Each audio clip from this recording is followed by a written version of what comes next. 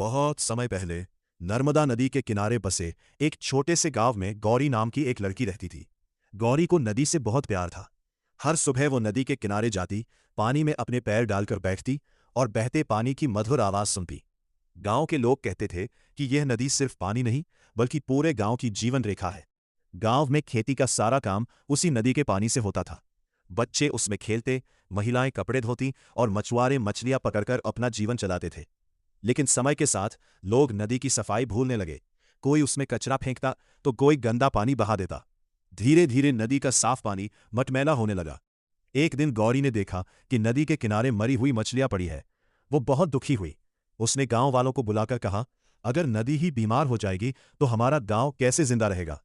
कुछ लोगों ने उसकी बात पर ध्यान नहीं दिया, लेकिन गांव के बुजुर्ग रामू काका बोले, गौरी सही कह रही है, नदी हमारी मां जैसी है।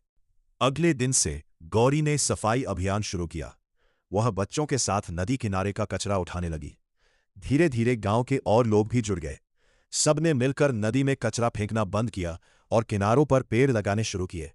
गांव के स्कूल में भी बच्चों को नदी बचाने का महत्व सिखाया जाने लगा।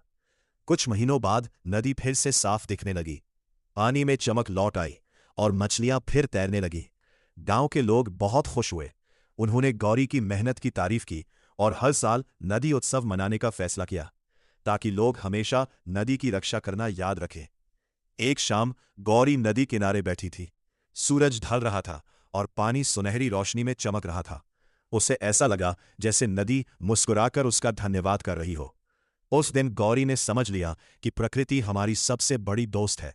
अगर हम उसकी रक्षा करेंगे तो वो हमेशा हमें जीवन देती रहेगी। इस कहानी से हमें सीख मिलती है कि नदियां सिर्फ पानी का स्रोत नहीं होती, बल्कि जीवन, प्रकृति और भविष्य की पहचान होती है।